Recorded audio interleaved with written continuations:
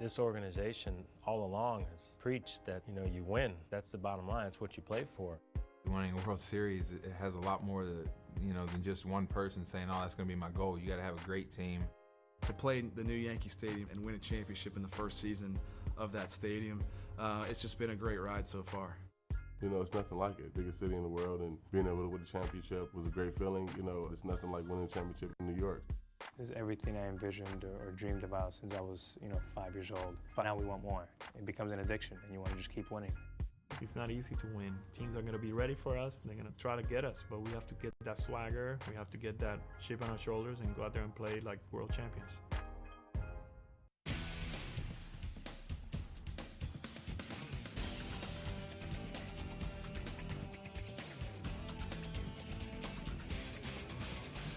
Hello from George M. Steinbrenner Field in Tampa. I'm Kimberly Jones, and this is Yankees 2010 Pride, Power, and Pinstripes, an in-depth look at the reigning world champions as they prepare to defend their crown. Last year couldn't have been more special for the Yankees. They christened their new stadium with winning baseball, from walk-off wonders and whipped cream pies all the way through postseason glory.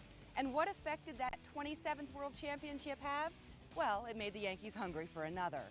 Over the next hour, we'll hear from Derek Jeter, Curtis Granderson, and Alex Rodriguez, and we'll also be joined by members of our Yes Network team. We begin with the man who changed his number in order to reflect his new mission statement, Joe Girardi. He now wears number 28. When Bob Lorenz spoke with Girardi, he talked about winning it all and the challenge of doing it again. Joe, let's start by talking about 2009, the championship season. If I asked 25 guys on your roster and every coach, I'd get a different answer to this question probably. But as you look back on the championship season, what images, what snapshots will you always remember? Wow.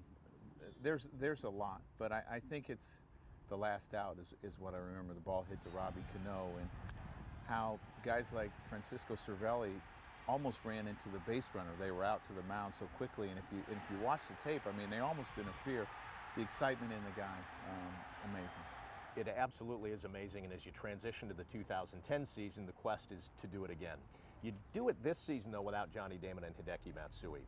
From what you've seen in the spring so far, are you comfortable and confident in the fact that the new guys will be able to pick up that slack? I am confident, and you don't look at the two guys. People are going to try to compare Nick Johnson to Matsui and Curtis Granderson to Johnny Damon. You look at everyone that we assembled together. We added Javi Vasquez as well, and we like what we've put together here, and I've been happy with them so far in spring training, and only time will tell. But as we've said all along, it takes 25 guys, sometimes 30, sometimes 35 to win a championship. It's not going to fall on these two guys. Well, it is amazing, though, when you look at the guys that you brought in. One of the guys that really seems to be a linchpin for you, because pitching was so important to you last year, is Javi Vasquez. Can you talk about the importance of him? Yeah, we think he's going to be real important to the rotation, because last year we were piecemealing that fourth and fifth starter because we had the rules with Jabba, and we weren't sure what we were going to get out. 5 innings, and we had to use our bullpen a lot. This is a guy that goes deep into games, that knows how to pitch, has pitched in New York before, was tremendous last year, and we think he's improved every year. So we're excited to add him to our rotation.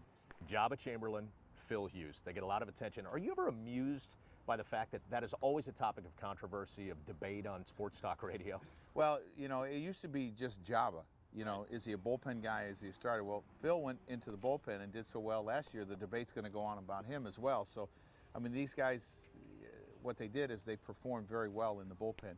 And, we're asking someone to step up as a starter here. And at times, Jabba threw very well. And at times, Hughesy threw well as a starter last year. And we're going to see how it's going to work out. And not everything's always etched in stone. Once you leave spring training, you might have one idea, and it could change halfway through the season. We've seen that happen a lot in the game of baseball. But we'll see how it works out. You could probably say the same thing about your lineup this season. You've got some options. Do you think ultimately you're going to go with kind of a set lineup, or do you see maybe this season more than last a little more flexibility with the guys you have? I'd like to go with a set lineup. It's a lot easier when you do that. But when you look at Matsui, he had 470 at-bats, 480 at-bats last year. So, ours wasn't always set. We gave Johnny days off. We gave Alex days off. But when we ran out our number one lineup, it was the same every time. We'll be able to do that this year? I'm not sure. I'd like to be able to do it, but we're going to have to see how some people do. We're going to have to see how Gardy does as an everyday player. Can he be an everyday player for us? The one thing he did last year is he played very well. He got off to a slow start and rebounded from that very well, but 500, 600 bats is different than 270.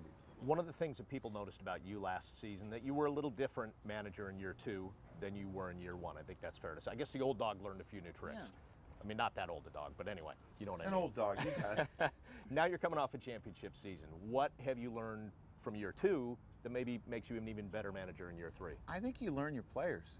You learn more about their personality. You learn more about them on the field and off the field and what makes them tick. You know, now I have a year under my belt with CC and AJ and the guys that we added last year. Now I have to do that all over with Curtis and Nick and Javi and some of the other guys. If Marcus Thames makes his team, he's another guy that you have to do with it.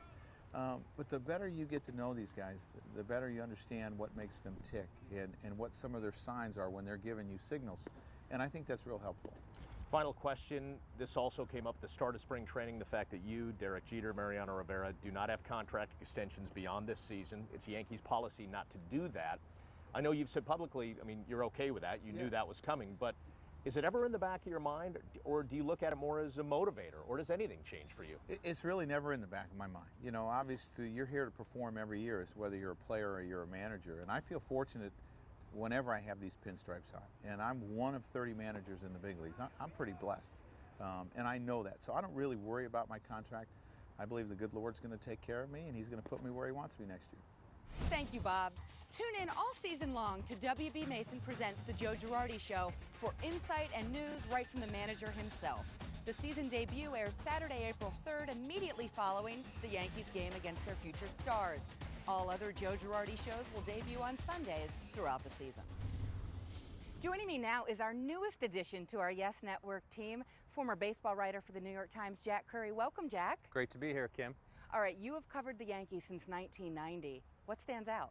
I tell you what, Kim, I wonder if fans realize what they're witnessing right now in the success that the Yankees have had on the field, because you go back to some of those early 90s teams and there was some lean seasons. You look at them winning in 96, winning 4 and 5 years, then winning again last year. There are some fans in other cities who wait a long time for their team to just get one World Series win. And last year's series win, of course, Jack, 9 years removed from the most recent one, but with 4 of the same core players playing big roles. We may never see that again. No, there are 4 important players. We can list them off: your Jeters, your Pettits, your Marianos, your Posadas. And when I see those guys now, I still think of the younger versions. There are times where I'm watching Jeter and I'll flash back to something that happened in 1996. They would love that about you, by the way, Jack, turning back the clock. I wish we all could do that, right? Make ourselves a little bit younger. All right, let's talk chemistry. And a lot was made, and rightly so, of the chemistry on last year's team, from the pies and the walk-offs to what happened in the clubhouse. How does that contrast with what you saw in the late 90s and 2000? There was definitely more of a business-like approach. I'm not going to say those teams didn't have fun, but I will be honest, the first time I saw A.J. Burnett get somebody with a pie, it did surprise me a little because I didn't see that on those teams. That being said, I do think that you hear about chemistry when the team has success. There are probably a lot of teams that win 70 games, and they have some element of chemistry in their clubhouse. They just don't have the talent.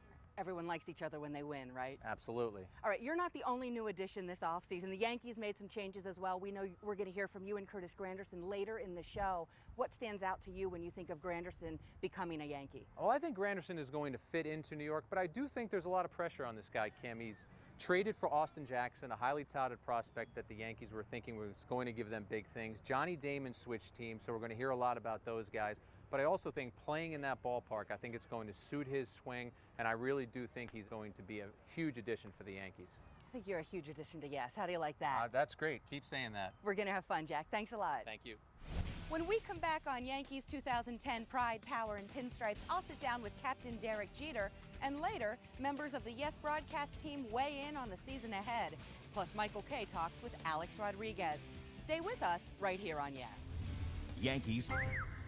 It takes a lot of work to make this show come together here in Tampa. So as we continue with Yankees 2010 Pride, Power, and Pinstripes, we want to give a special thank you to everyone behind the scenes who put in so much effort to make it possible. We couldn't do it without you.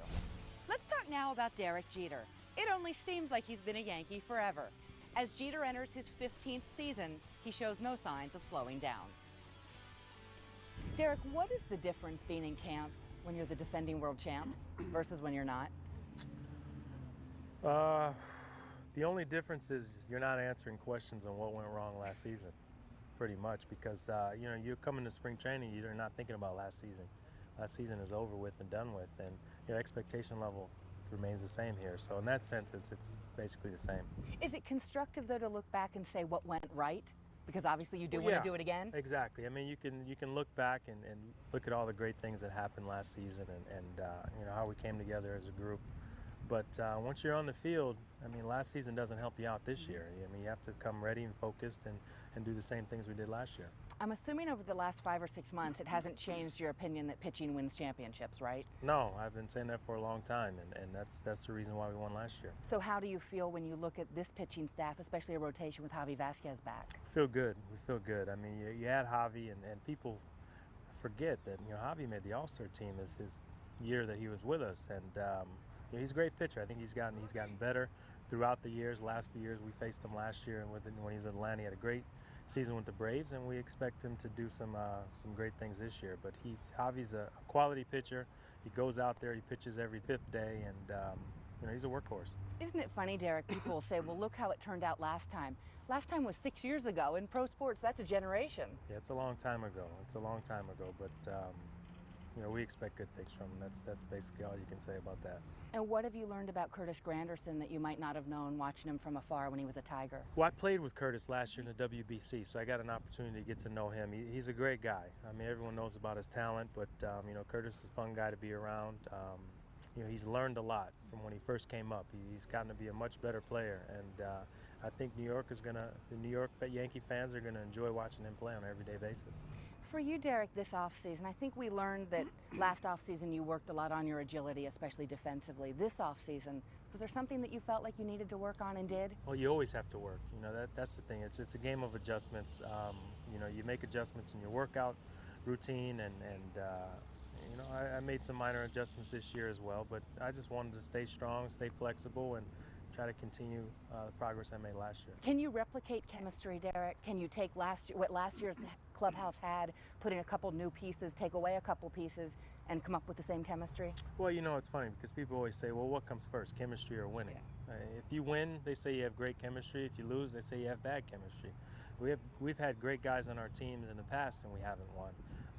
But you know, we have a good group of guys. The new guys that fit in great with the guys that have been here, and so chemistry is not an issue. I don't think that has any bearing on whether you win or lose. Can you envision yourself, though, as anything other than shortstop for the New York Yankees when you think of yourself as a player? No. Yeah, I've said that. You know, this is the only place I ever wanted to play. It's the only place I want to play, and you know, I haven't thought about that. You know, if there's one thing missing from last season, and it would be hard to find anything, I think everyone, especially A.J. Burnett, would agree, it's the pie and Derek Jeter in the postgame. Your thoughts? Well, I was the only smart one last year not to get it. But I have no problem with it because, you know, if you're getting pies in the face, then you just won a game. So, you know, if the opportunity presents itself, then maybe this year, hopefully, it'll be a little different. Hopefully I get to remind you of that at some point. Yeah, I hope so. Coming up, part 1 of our Announcers Roundtable. You're watching Yankees 2010 Pride, Power, and Pinstripes. Welcome back. We're glad you're here with us on Yankees 2010 Pride, Power, and Pinstripes. As you know, our group of announcers cover all the bases when it comes to the Yankees. A few of them recently got together for a meeting of the minds. Here's part 1 of their roundtable discussion. All right, Kim, thank you. I'm with what I like to call the brain trust, although I'm not sure anybody else refers to it as that. But anyway, John Flaherty, Ken Singleton, Michael Kay, and Al Leiter. Now, not a lot of huge controversy going into this year's spring training, just some position battles, some things to work out, rotation spots. The top 4 here are terrific. They bring in Javier Vasquez by trade, so now you got 4 guys you really don't have to worry about. That's a problem that a lot of teams would love to have. Yeah, you really don't worry about the 5th starter when you have Javi Vasquez as the number 4. You could argue he was the 2nd best pitcher in the National League last year. I'm looking forward to him coming back after the way 04 turned out for him. The second half was not good. He was battling some arm problems. I think everybody knows that. Javi has never admitted that. But I'm looking forward to him coming back. A lot less pressure on him this time around. He was coming in as that young gun from the National League, was going to lead this staff for years. Now he's a number 4 guy, just follows the lead. Love him. I think Javi Vasquez, and I agree with you, 04, you develop, you learn as a pitcher. He's a 4-pitch pitcher. He's complete as far as I'm concerned. I think Javi Vasquez will win 20 plus. I believe in him that much, and because he's that complete pitcher with still plus stuff. You rate him out. There isn't a team or in baseball that will have a 4th starter, assuming that Andy Pettitte is healthy and stays as the number 3 better than him. Not at all. He's a 200-inning guy. That's what I like about him, which less pressure on your bullpen from yet another one of your starters. And you figure the other 3 ahead of them should throw at least 200 innings as well. The only thing you think about there, you want everybody to stay healthy. That's just boom, boom, boom, boom all season long, 1 through 5. And if you can do that, you're going to win. And if they want to get a 28 championship, they realize it was imperative to get a legitimate number 4 starter, because the playoffs last year were so stretched out with so many off days. Commissioner Seelig has said that they're going to try to maybe squeeze them together more. They're going to need a 4th starter. Last year they didn't need. They went with 3 guys and they won a World Series. They need a legitimate 4th starter. And with Vasquez, they got more than a legitimate guy. This isn't just a throw-in guy. He could be a number 2 or 3 starter on some teams. Now let's talk about one of the new acquisitions and how it plays in. Curtis Granderson comes from the Tigers. I think the initial idea, Kenny, put him in center, ready to go. But there's also the idea that he could play left field. Where are the Yankees better off with Granderson? Well, the way I look at it, Bob, it's going to be very interesting to see what Joe Girardi does with his outfield this year. Curtis Granderson, of course, has been an all-star in center field for the Detroit Tigers and been a very good player in the American League for a number of seasons. But the way I feel personally, I think that one reason they're putting him in center, because once you get to Yankee Stadium, I think the tough field to play at Yankee Stadium has always been left field with the sun, and also the fact that there's a lot of room to cover. You have to have center field skills to play left field. And I think Brett Gardner hasn't played much left field in Yankee Stadium either. So both of them are going to have to get used to it if they move over there. You know, Brett Gardner is going to be the interesting guy for me, because can he score enough runs to be an everyday player? He's going to hit 9th in the lineup, you would expect. He's going to steal some bases, but he's got to get on base and score. I'm thinking maybe 80, 90 runs to be a productive everyday player. Randy Wynn is an interesting guy. You know, he's come into spring training kind of fighting for a job, a switch hitter. He could be a fun player to watch. One thing that I don't want to see happen, though, is the flip-flopping of Granderson and Gardner. I don't think that's a good idea. What you might have in this case is if you're going to sit down Gardner against lefties, then Granderson's going to be in center. When Gardner plays, he's going to be in center. I don't think that's fair to either player. I think you have to put them in one of the positions and stay with it. And I think that's why Girardi would rather have Gardner win the everyday job. But I think I want Granderson in center field. First year in New York, acclimation, let him be there, let him be comfortable. All right, we've talked defense, we've talked lineup. In terms of hitting, you also might hear in the background the guys in the indoor cages hitting right now. So they're working on things as we get towards the season. But here's the deal, even if Gardner wins the job, you know, Girardi says, is he a 500 at-bat guy? We got to find out.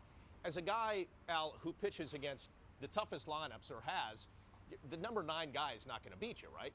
He's not, but I saw a couple things with Gardner, and I still think there's considerable hope. But I agree with you, Michael. I think that the field general is the center fielder, and if you're going to have inconsistency in the batting order or the batting lineup with Gardner, not having that guy as a staple in center field and then just switching him in and out based on his inconsistency at bat, you have to, I believe, Granderson is your center fielder until he proves otherwise. And I think the Yankees would really like to see Gardner have the everyday role, but the bottom line is, if you think about it, they're probably a better team with Gardner coming up the bench because he provides them with a weapon that not many teams have. The Yankees have had in the past with Homer Bush. They had it last year with Gardner. If you put him in the everyday lineup, there's nobody coming out the bench that's going to steal a base in the 8th inning and score a run.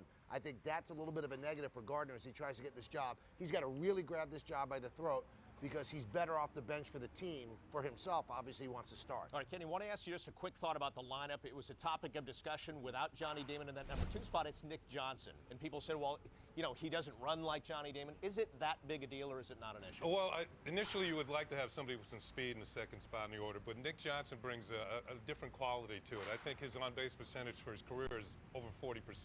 So here's somebody who can hit a little bit, and with Kevin Long working with him, he's shown some power in spring training. So I think with Derek Jeter leading off and getting on, it's always good to have a left-handed hitter there. Derek stole over 30 bases last year. So left-handed hitter sets up a roadblock for the catcher. Can't quite see Derek Jeter at first base.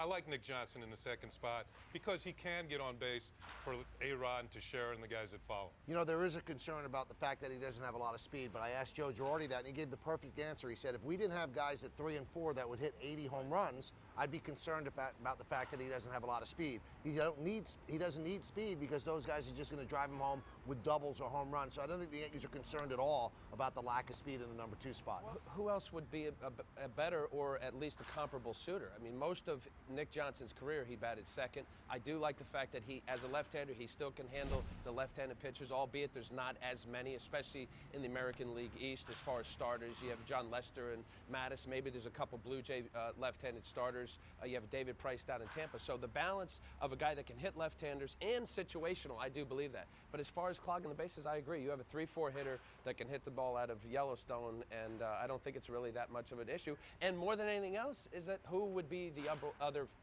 player to be able Granderson, yeah. You know, he might be able to hit second, but getting back to Nick Johnson, we're not going to know how good this signing is until maybe July or August. Can the Yankees keep him on the field?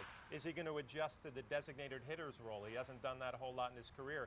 I mean, it's going to be interesting to watch if the Yankee training staff can keep him healthy all year. All right, we got to take a quick break. We got a lot more coming up from the Brain Trust. We'll be back with the guys later in the show. A lot more still ahead on Yankees 2010 Pride, Power, and Pinstripes right after this. As world champions. First pitch of the 2010 season is in Boston on April 4th. Our full coverage on Yes begins at 7 p.m., an hour before game time.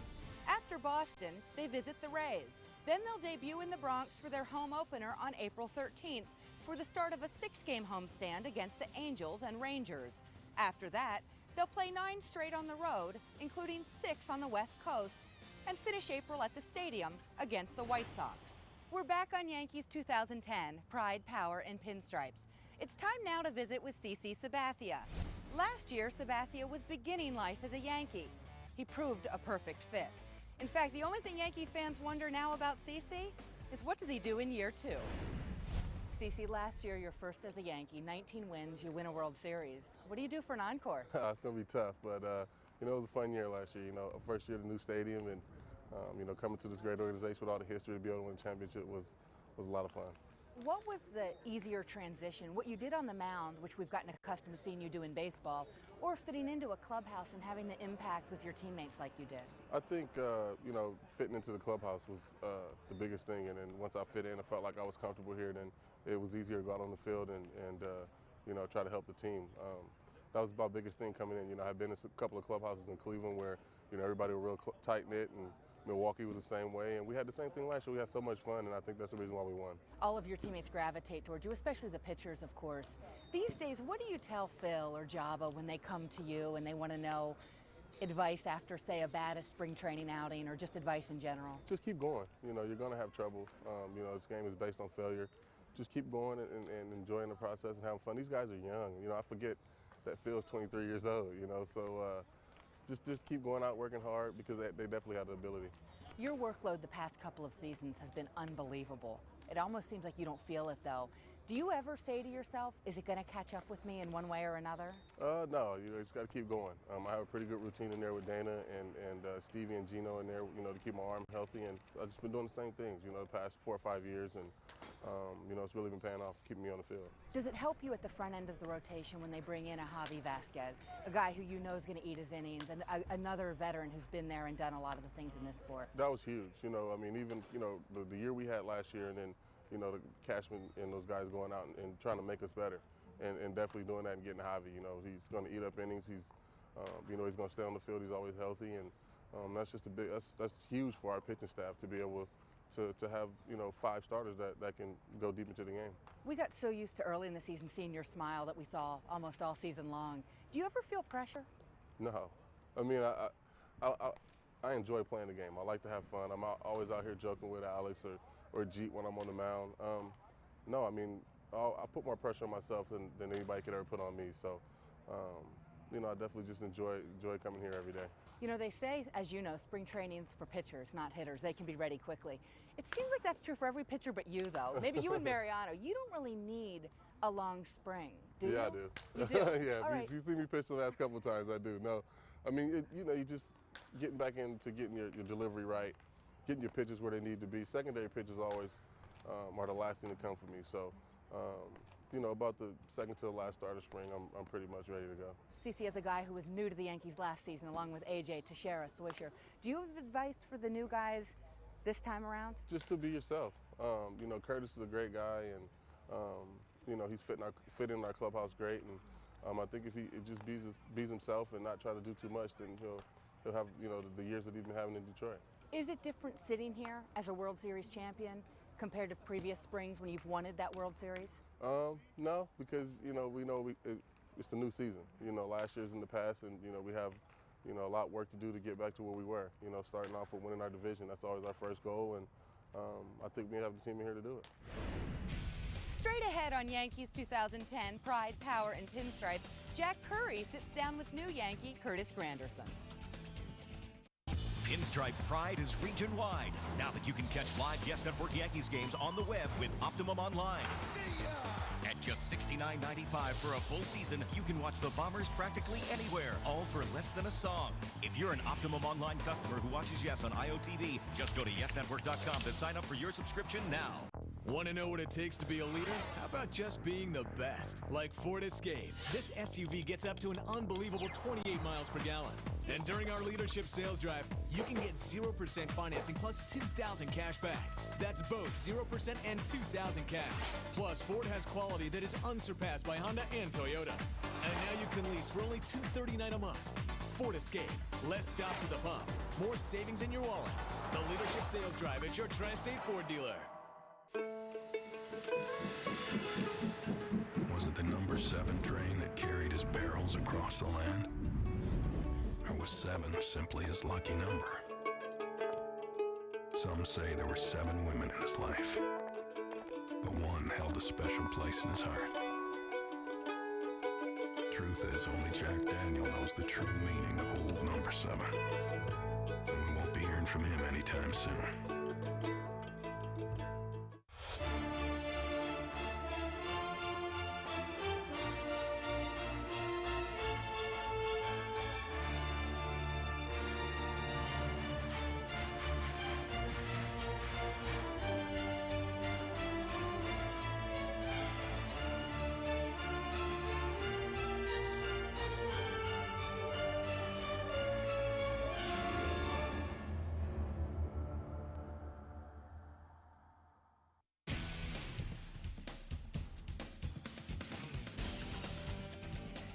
We're back on Yankees 2010 Pride, Power, and Pinstripes. One of the newcomers to the Yankees clubhouse is Curtis Granderson. When the Yankees acquired him from Detroit in a 3-team trade, they got more than just an athlete. The 29-year-old is considered a great ambassador of the game, and he told Jack Curry he's just as committed to helping his new team win another World Series. You're on a team that won it all last year, but you're one of the new guys. How do you adapt to being on a championship team? They're trying to defend it, where you don't know what happened last year. You're one of the new guys trying to make it happen again. Just come in and do what I can without trying to do too much. Understand that the reason why these guys were so successful is because they did everything right, and their positions and pieces that they have are still there and still intact. They pitched great, they played great defense, they did offense, they executed. They're going to do all those great things. My job is to come in and just continue to help with all that stuff. They're not looking for a change. I'm not coming in to steal 50 bases. I'm not coming in to hit 50 home runs. They weren't lacking in any of those departments. My job is just to continue to help them do all those same things. I know when you've talked about playing center field, you say you try and make center field as small as possible. Could you explain what that means? Part of it's doing the homework beforehand, which goes back to the thinking part. I want to think, but I have to get my thinking done prior to getting on the field.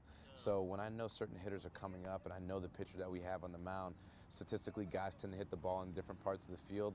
If I can bring the left fielder closer to me or the right fielder closer to me, now we've shortened that gap. So maybe my distance that I have to run is a little bit shorter, because once I get to a certain point, he'll hopefully take the ball, or I'm in the right position, so therefore I don't have to run.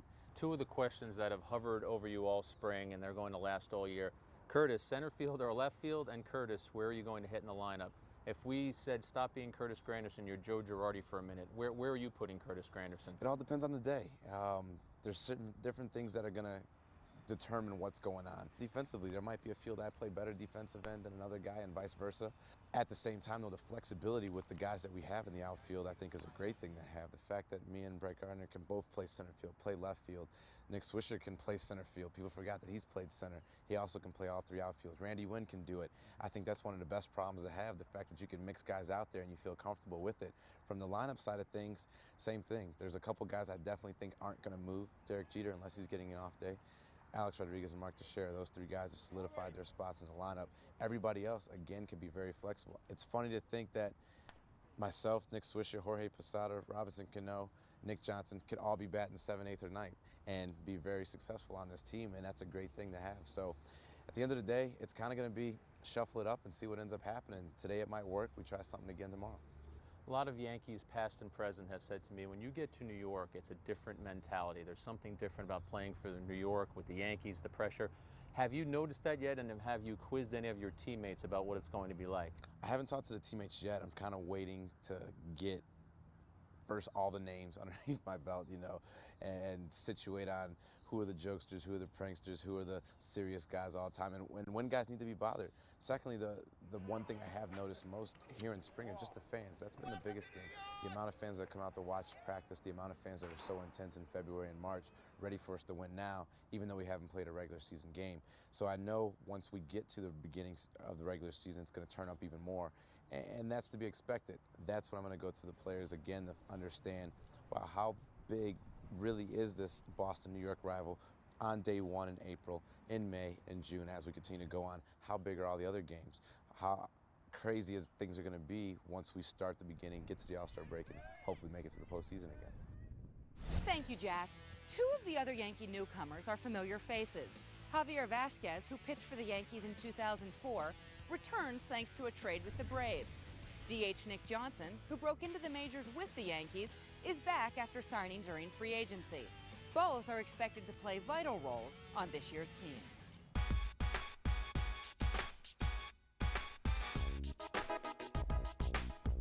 Speaking of the team, the World Series champions look ready and focused to defend their title. With new additions and key players returning, the organization likes its chances of a repeat. Much like last year's team, one of the strengths of the 2010 team will be their arms, and the expectations for this group are high. Well, I think it's capable of being, you know, a great rotation. You got AJ, you got CC, and you got Javi in their prime of their career. You know, talking about CC and AJ, I think we got the best two guys. They fit in. They're a pleasure. While the starters will be counted on to pull together as a unit to win games, the bullpen will continue to revolve around the ageless Mariano Rivera. I saw him in 1996 when he burst on the scene. I was his catcher, and when I first saw him in spring training, I remember saying, "Who is this guy? I've never heard of this guy." And he showed me who he was, and to think that he would be doing it at 40 years at such a high level, I don't think any of us could have imagined that. You cannot understand how good Mariano Rivera is. There's not a location or a pitch that he's going to put it where he wants to, and he's going to throw it where he wants to, and he's still going to throw as hard. There's nobody better. No one. One of the biggest contributions to the 09 title team was Mark Teixeira. Offensively and defensively, Big Tex came to play every day and made the entire infield better. With all those attributes and more, it is no wonder that Tex's teammates have nothing but praise for the first baseman. To have him in the three spots, to have a guy that is a Gold Glove first baseman and is a switch hitter who can hit for average and power, and is a high on base percentage guy, and has the knowledge and is able to share with all his teammates, you know, I am having a ball having him as my teammate. He's brought a lot to our defense at first base. Covers a lot of ground. He's great with balls around the dirt. He knows the game. And when you see Mark come in, it's all baseball. It's all business. And his attitude that he brings in every day is infectious. The Yankees know it's not easy to repeat as World Series champions, but the team is confident going into 2010. I'm not one for predictions. You know, we're going to be competitive. We have a great team. I think there's a lot of optimism here, but there's a lot of optimism on a lot of teams out there. But, you know, you want to stay healthy. That's first and foremost. And if we stay healthy, then I like our chances. I've heard nothing but great things about everyone that we've acquired, and with the talent that they have and with the character of these guys that we brought in, it's going to be a good fit. I don't see us missing a beat. It's not easy to win. Teams are going to be ready for us. They're going to be they're going to try to get us, but we have to get that swagger. We have to get that chip on our shoulders and go out there and play like we can, like world champions. When you tune into Yes, you know you'll find coverage of everything Yankees in our pregame and postgame shows. But that's not all. We have plenty of other ways to bring you the most comprehensive Yankees coverage possible. Here's another member of our on-air team, Chris Sheeran. Well, thanks a lot, Kim. I'm very excited to come back for another season of Yankees batting practice today, where, of course, we bring you your favorite Yankees in the cage, getting ready for their opposition on that night. Plus, we'll bring you the latest news and newsmakers from the world of baseball. And don't forget, you can also find my stuff on YesNetwork.com, my Off the Wall blog and Off the Wall podcast. You can check those out there. And we're going to cover the Yankees as we did last year on YesNetwork.com, from the first pitch of the season to the last pitch of the season. And hopefully, Kim, that last pitch will bring the Yankees another World Series championship. You can hear more from Chris on his weekly Off the Wall podcast on YesNetwork.com. The site is also home to The Blob, a blog written by our Bob Lorenz. Jack Curry will also be providing content throughout the season, and you are personally invited to check out my blog, Keeping Up with the Jones.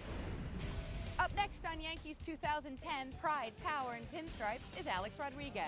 Michael Kay talks with A-Rod about his season of redemption and what it meant to him to become a champion.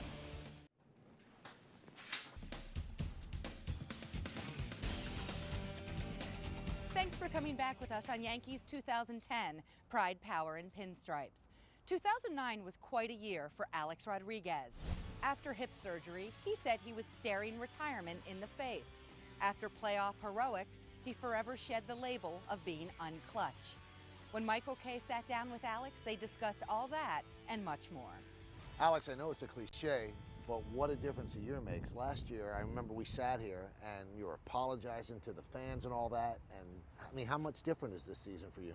Well, it's much different, and you know, I'm in a much better place right now. I know that last year we sat here about 12 months ago exactly, and I said a lot of things, and you know, I knew the jury was out there, and you know, people were probably thinking, is it hot air? Is he really going to commit to what he's saying? And you know, I'm proud that I said some things to you, and I've kind of walked the walk, and you know, gelled in with this team, and had a nice year last year. Now, when spring training was starting, I said, boy, he's going to have a monster year, because, you know, he's free of everything. You know, he's won his World Series and blah, blah, blah. And then the whole Galea stuff comes up. I mean, has that been a distraction for you? Is it something that you're nervous about? No, it hasn't been a distraction. And look, I mean, at some point in my career, I'm not saying there's going to be no distraction or any distractions. Like I told the New York media last week, I'm looking forward to cooperating and, you know, getting this past us and get back to playing baseball. All right, let's talk about last year before we talk about the season. Alex, I mean, you know it. Everybody used to whisper, oh, yeah, he puts up the numbers, he wins the MVP, but he's not going to come through in the clutch. And then you have a postseason, 6 home runs, 18 ribbies, and it seemed like every single home run was gigantic. What did that mean to you? Well, first of all, it was a lot of fun. My God, it was, I had a blast last October and November, and it was nice to finally come through for my teammates when they needed me most. And it was a team effort. There's no question that we had tremendous pitching. Our bullpen was phenomenal. And it was just nice to contribute at times where the team needed me most. What was the biggest one in the postseason? Was it the one off Nathan? Was it the one against the Angels? Was it one that hit the camera? What do you think was the biggest one? For me, there's no question. I mean, for a lot of reasons. I think that the Nathan home run was the biggest. Because in a 5-game series, you go 1-1, you go to Minnesota. You know, I think Tex said it's the loudest atmosphere he's ever heard. I would have to agree with him. To go there 1-1, the way Pavano threw the ball in Game 3, you don't know if we get a chance to come back home and play great ball like we do at home. So I think Nathan being down 2 in the 9th, this guy's been like Mariano. I mean, he's been phenomenal the last 5 years. And I thought that was it. And it also gave me the confidence in round 1 to say, you know what, this can be fun. All right, now, you win Game 6 at the stadium, and I was like watching you. And there was just a look of exultation on your face. Take me inside the mind of Alex Rodriguez. What were you thinking then? All the things that went through your head. I've had the birth of my 2 daughters, and that's been my biggest blessing thus far. But I'll tell you, I've been through so much, you know, hard work, and obviously the year last year, and my time in New York has been so challenging at times. You know, having to overcome the monkey of the postseason choke or whatever they called me, to be able to come up and win and help the team win, and to sit there with the World Series championship trophy at our home in our new stadium, it was something that I'll never forget. And no matter what happens, I mean, look, there's going to be postseasons that I may not get another hit, and I know the deal. You know, I will be crushed, and that's okay. That's the way it goes. But 2009 World Championship, they can never take away that experience and the feeling and the satisfaction that we got. Are you going to be one of those guys who wears the ring? There's no question. I will wear the ring, and I'll be very proud, at least for 30 days, and then I'll put it away and try to, you know, work on another one. Would your career have been complete unless you won a championship? I don't think so. And You know, I try to convince myself before we won that my career would be complete if that was the case. But we won in the middle of my prime is something that I'm so proud of and so blessed. And now we are incentivized to do it again. All cool? You gonna have a big year? What do you think? I hope so. Yeah? I hope so, yeah. Another MVP, another World Championship? Put If some you pressure vote, on you? if you vote. I don't have a vote. I'm predicting, though. I'm gonna Well, put look, it on you. the only goal is the same goal we had last year, was to have a lot of fun, play as a team. I think we have a great team here. We have our job to get the same chemistry going, and I think we have a core of veterans here that are responsible for that. And I look forward to defending a world title. You seem happy. I am happy. Thanks, man. All right, Michael, you got it. When Yankees 2010 Pride, Power, and Pinstripes continues, Michael and the gang return in part 2 of our Announcers Roundtable. When Motor Trend says Here on Yankees 2010 Pride, Power, and Pinstripes, and we want to check in with our announcers one more time. While the Yankees' goal is another World Championship, the road to number 28 will not be easy. In part 2 of their roundtable, the guys discuss the Yankees' competition and make some predictions for the year ahead. All right, Kim, thank you. Back with the guys once again. The quest to repeat as champion for any team never comes without some difficulties or some hurdles. And some people look at the challenge of replacing Johnny Damon and Hideki Matsui as a big challenge. Others say it might not be as bad as you think. What do you think, Kenny? Well, I think replacing Johnny Damon and Hideki Matsui is going to be difficult. They had 52 home runs between them last year. Now, when you look at what Matsui did with the Yankees over his 7 years, he was a very solid ball player, solid in the clubhouse, well respected by the rest of his teammates. It's hard to replace guys like that, but there are enough guys on the Yankees that they should be able to do it. Matsui and Damon are obviously going to be missed, but I thought it was the right decision to let those guys go, you know, with their advanced age and kind of try to get younger with Granderson. We'll see what he can do. Brett Gardner getting an opportunity. But, you know, it's just one of those situations where you're looking, like you said, Kenny, you're looking for what the new guys will do in a big spot. I've heard so many people talk about how you're going to make up the home runs. It's going to be easy. First of all, you have Alex Rodriguez for the full year. He's going to hit more home runs. If Granderson hits the same 30 that he hit last year, playing half of his games in a cavernous ballpark, and then you figure because Kevin Long's been working with Nick Johnson about pulling the ball a little bit more, I think they'll come very close, if not surpass, the 52 that they lost. I don't think that they lost that much on the field. I think what they lose, though, is the ability to be clutch. Johnny Damon had a clutch attitude. DNA of Matsui was to be clutch. Can Granderson be that guy? And can Nick Johnson be that guy? That's what you worry about. In terms of numbers, though, I don't think they lose that much. Well, I think every team has to evolve, and I think this is a spot now for Robinson Cano as a 300-plus lifetime hitter to step in that spot and see whether he can do it. And historically, especially with runners in scoring position, with nobody out or 2 outs, he hasn't done it. And, you know, from the pitcher's perspective, when I know a guy that doesn't walk, I pitch around him. I'll pitch around him because I know that he'll swing the bat, and therefore the runners, and Kenny, maybe you can attest to this, guys with higher runners in scoring position are guys that have a better eye and have the ability of swinging at balls and strikes and not allowing the pitcher to come to them, but you go to the pitcher. I would remind you, though, Al, I know you're a left-handed pitcher, former lefty, and you're thinking, well, I can get the Cano, he's a left-handed hitter. After A-Rod, he's a lifetime 300 hitter against lefties. No, but not so much that, Kenny. Last year he batted 207 runners in scoring position, 204 with 2 outs. Last year, Posada, who I think is a tougher out, especially as right-handed, was 328 and change. I'm just the scenario, and this will be debated. I'm sure we'll talk about it all year. Because I don't see it etched in stone. I really don't. I'm just looking forward if Robinson Cano gets this opportunity in the 5th spot in the order. I mean, he's got 4.5 years in the big leagues. It's time for him to get to that point. He's been so talented that you have to give him this opportunity to protect Alex in the lineup. Can he be a little more selective? He's always going to be an aggressive hitter, but maybe pick halves of the plate, go up there with a better game plan. That's going to be Kevin Long's job. Okay, so if they get the offense going, they have the pitching and defense. You know, people look at the Yankees in some cases as a shoe-in to win the division. Are they, or who are their challengers, Al? Shoe-in, no. I think the Red Sox are going to be tough as they are every year. I like some of their improvements. I think Scudero defensively, I think the mindset with Beltre at third base, I think that organization realized that it's not about banging out runs. Bringing a very good center fielder in Cameron, you move a good center field to left field in Ellsbury. I see components of that team having improved, especially with the number 1 starter, whether you think he's a front-end guy or not, but John Lackey lengthens that rotation. The thing that I look about with the Red Sox that concerns me, they're built the complete opposite way that they've ever been built before. Their offense is nothing like it used to be. David Ortiz is on the downside. Mike Cameron is a swing and miss guy. You've got Jacoby Ellsbury moving to left field, so he's not playing the position that he's used to playing either.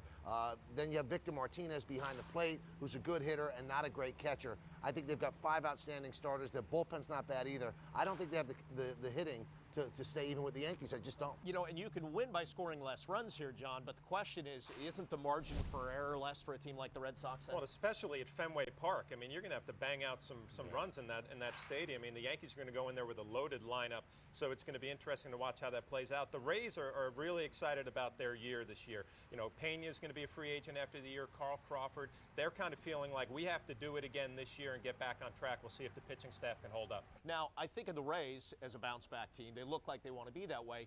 And remember, they gave the Yankees fits a couple years back, okay? That cost the Yankees some wins because the Rays were busy winning ball games. Can the Orioles, an improved team with some young guys, steal a few wins from some of these It's teams? all about their young pitching, Bob. If their young pitchers come through for them, they might improve to the point. I think in Baltimore, they're looking just to get to 500. They acquired Kevin Millwood over the winter to lead this staff, a veteran pitcher. Well, they can score some runs. They've got a beautiful ballpark. They got a hitterish ballpark, but their pitchers, if they don't do it, they're not going to make it to 500 again. They've improved so much, though, that I think that there's a change in the bottom of the American League East. I mean, we saw the Blue Jays come into spring training. Blue Jays just aren't a very good team. They've got a lot of pitchers coming back from surgeries. Their offense is not what it used to be. I think they end up finishing last. They're breaking it down to build it back up. The Orioles methodically, slowly, behind McPhail, they're building up their farm system. Unfortunately for them, they're in the best division in baseball. Right. So I think 4th place for them has to look like a victory. This is going to be a 3-horse race, and I'm going back to you, John. Tampa Bay, it's a win-now team.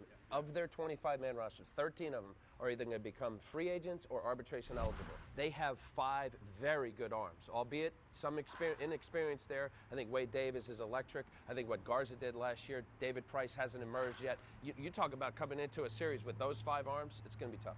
All right, so everybody across the board thinking Yankees will win the division, or is there a little push here for somebody that the Red Sox or the Rays might sneak in? I have the Yankees winning in the last weekend series in Fenway, beating out the Sox. Just bringing the drama at the end of the season. It's unbelievable. It's drama queen. Yeah. It's going to happen before that. That's the way I feel. Yeah, I feel like the Yankees are the most balanced team in the division. I mean, it's going to come down to the Rays and the Red Sox probably fighting for that wild card is what I think. The excitement sounds interesting. I think Yankees fans would like it to be decided a little earlier out.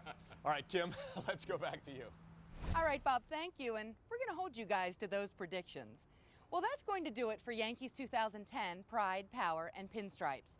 The regular season gets underway April 4th in Boston as the Yankees begin defense of their World Championship. Our coverage here on Yes starts at 7 p.m. For our entire production team, I'm Kim Jones. As we leave you now, enjoy some images that are sure to get you ready for opening day.